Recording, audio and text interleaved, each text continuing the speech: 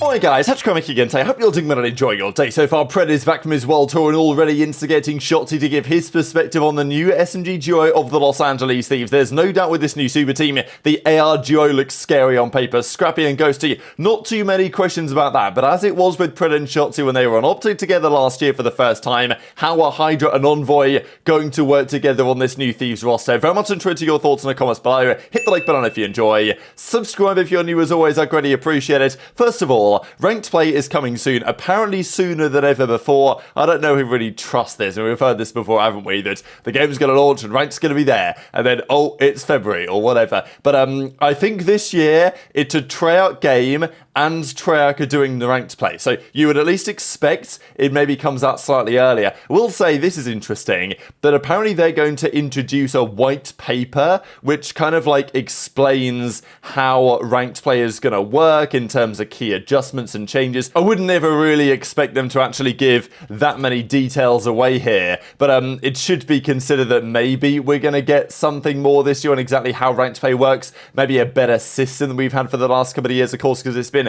a little bit controversial the way the ranked players worked over the last couple of years. Let's talk Rostermania though. This of course is the Miami Heretics, bit of a behind the scenes here for some content that they are working on, and as we can see, we've got the whole squad rolling up. So Method Sick, the coach, Metals on the far right, then Lucky, then Rancor, the new man of the team right in the middle, Vickle, and then of course ReeaL on the far left hand side. Interesting, not really interesting, but you know, ReeaL's on the far hand side of this shot here, and we know that ReeaL was a player that was meant to not be on this roster anymore. Toronto Ultra wanted him, they wanted him as their fourth. It was going to be Insight, CleanX, Beans, and ReeaL. That was their plan. That never happens though, because Miami never actually wanted to sell to Toronto in the first place. Apparently, that's the rumor anyway, because you know, their organizations have a bit of a rivalry in EMEA, certainly from the Spanish perspective with the relative ownership groups. So yeah, ReeaL turns out is not going to go to Toronto. He's going to stay here, and he had a few words on stream kind of saying like,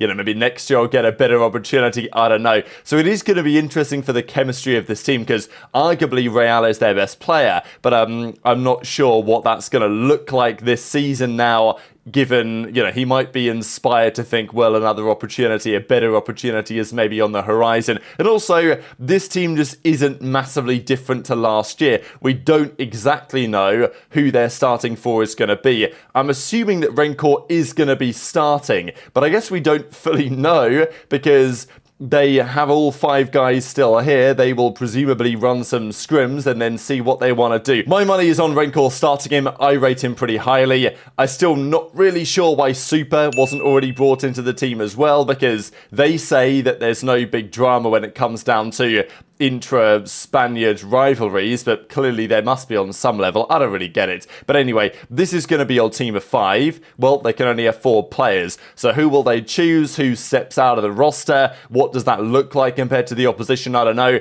The other question is that many of the organizations around Miami in their relative position in the league have arguably tried to make upgrades this off-season.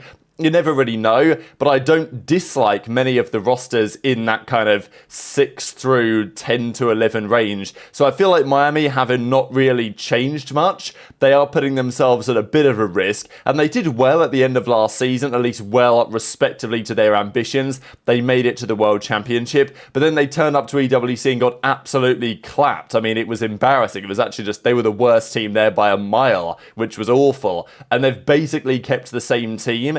So, you know, I'm not so convinced this year that Miami are going to be able to replicate the success they had last year. I know there are questions, for example, on the Boston team. Awakening with Cammy, Purge, and Snoopy's the roster over there. Obviously, Awakening's throwing some shots the way of Beans, which I thought was pretty entertaining. But Beans, of course, previously on Boston. How good is that Toronto team going to be? How good are Boston going to be as well? Because we saw that roster, as I say, Cammy, Awakening, Purge, and Snoopy. They looked okay at EWC, but also they were formed as a roster far before EWC and needed to do reasonably well, I would say, to actually maintain their spot. So when the CDL starts for ReeaL, I don't know how that's going to go. I'm not personally so convinced about it. And even Hamza Frosty's talking about, well, all right, how do I actually get back into the league? Like, what is the plan? And Methods gives some thoughts on this. It's a tricky one for many players in Glow Frosty's position, really, because, you know, his implication even is, and Zuma was like, what do you mean the flank? And he was like, well, if you guys gas someone up on the flank, they're going to get picked up. And maybe there's some truth to that. Or do you have to be best friends with someone in the league that gives you a handout? Because I think winning in challenges barely matters to anyone making decisions. So yeah, you've got to be well liked by important people of the community. That's how it tends to go. And some of those important people are, you know, personalities in the scene. Some of those important people are the decision makers on the respective organizations. And of course, the players as well. And as Method says, winning in challenges doesn't really mean much. And if you're in challenges too long, that's a bad look. And I think that's probably true. I mean, let's say Hook goes down to challenges and grinds it out. Or like even Donny Temp, this was the case for him, I would say. Went down to challenges with the intention to do well and get picked up back into the Pro League. That didn't quite work out for him. And now the pro teams are looking at Temp and thinking, well, he's stuck in challenges for a year, wasn't he? So he can't be that good anymore. And it's like, that's probably not fair. But that's just how it is. Life sometimes isn't fair. And as Zinni also says, you know, nowadays we have a 12-team league with 2 teams that are region locked in Miami and, of course, the Vegas Falcons as well. The Falcons situation may change, and I am hopeful the league will expand, because as far as I'm aware, there is absolutely interest to expand this league from outside teams wanting to come in. But as yet, that's not happened, maybe because they want to ensure the current owners we have in the league are actually good and want to be here, rather than what we've seen for the last few years. And maybe once that's resolved, then we can start talking about expansion. But let's talk about Pred and Shotzzy. He got back, of course, from his world tour all around Europe, then back to Australia, now back to Texas just in time for the start of the new season. But they were talking a fair bit about a few things that happened, couple of funny clips to share, one of which, of course, being when Pred is on Shotzzy's stream and says, all right, I'm going to turn my stream on. Not going to run any ads, though, because, of course, we don't need that, whereas the reality is Pred probably spent an awful lot of money over the last few months. He probably wouldn't mind you know, some ad revenue and some gifted subs or whatever to fund what he's had going on for the last couple of months. But, you know, absolutely commendable as far as I'm concerned.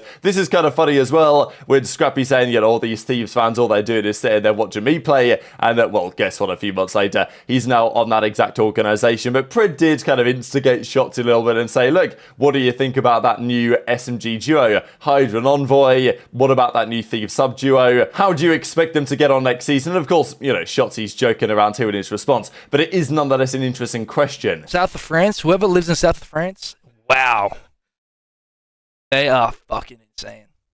I'll be honest, bro, I went everywhere, bro. For a month, I was fucking went everywhere. Spain, Italy, France, Dubai.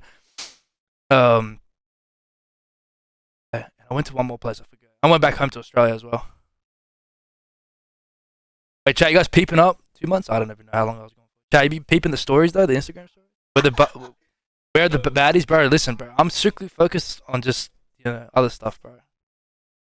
Chat is good.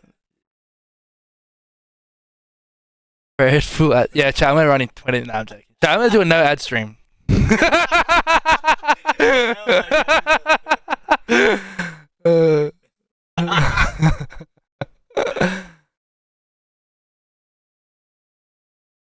Alright, here. I'm gonna start my shit up soon.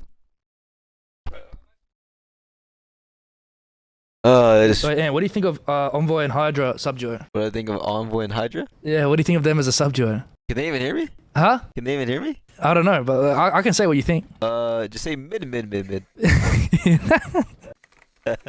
So in the CDL, teams, generally speaking, live and die by their SMG duo, right? Like, from the AR perspective, most AR duos tend to work out. It does depend on the team. Obviously, we've talked about it with FaZe over the last few years, the fact that Cellium has played in such a way that doesn't always make it so easy for his other AR duo, certainly because even from Vanguard really and beyond, over the last few years, there's always been questions on how well Cell has worked with his AR, as in, is Cell the main? Is the other guy the main? Like, this year it seems kind of clear that, yeah, okay, Cellium's the main AR, Drazah is the flex, effectively second AR. Last year, when it was Sasha, it was like, well, Sasha's the main, Cellium's the flex, which was kind of how it was meant to be when Arcetes was on the team as well. It was like, Arcetes is the main, Cell is like the second AR, but the way that they played was usually the other way around. And then they brought in Sasha, who plays like a main AR, and then Cell played the same way still.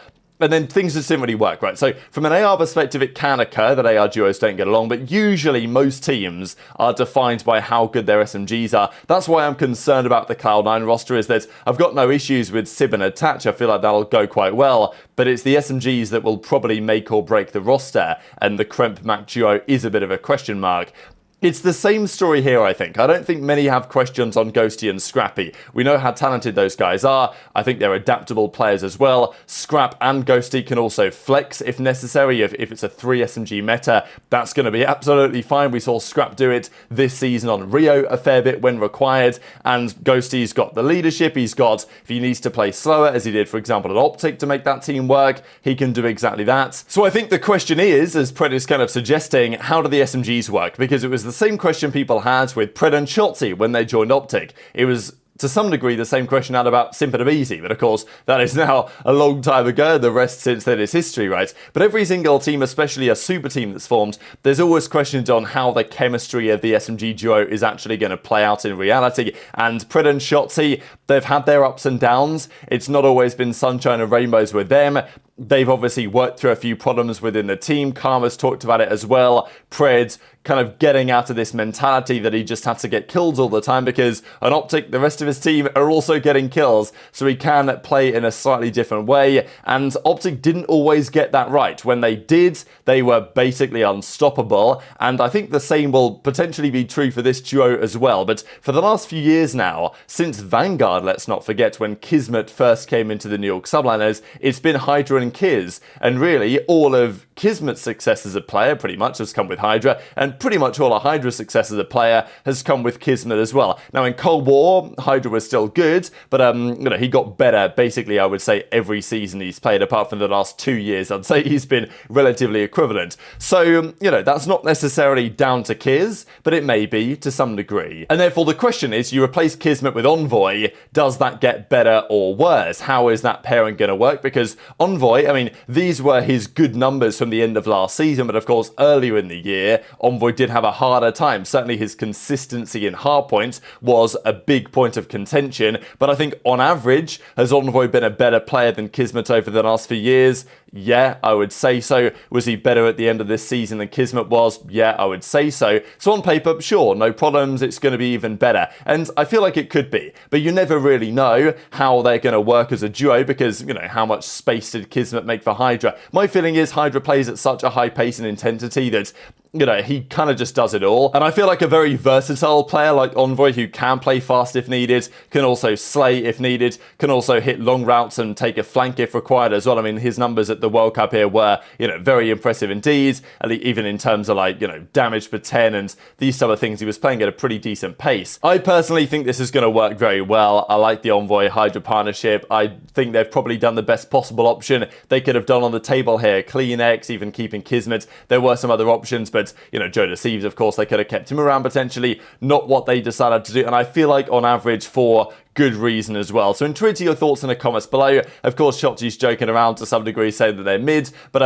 how mid is that duo? Because Simp and aBeZy are proven, Pred and Shotzzy are proven 90-85% of the time. HyDra and Envoy, we just don't really know until we see them fully in action. So very much intrigued to your thoughts in the comment section below. Just one final thing, we are getting ready soon to launch Fantasy on the Breaking Point site for ReeaL. So for the last few years, we've done what you might call like a draft royale. You pick your team of 4 and then you see how they go. But we are working on, the boys are working hard on like a more traditional fantasy product where you can draft your team with your friends and all this, and we're looking for some play testers. So yeah, there's a form if you guys want to sign up and test out the product as it's currently looking like, because we're trying to make sure it works by the time the season starts, hopefully relatively shortly. But very much intrigued to your thoughts in the comments. Hit the like button if you enjoyed, subscribe if you're new, take care, and I'll see you next time.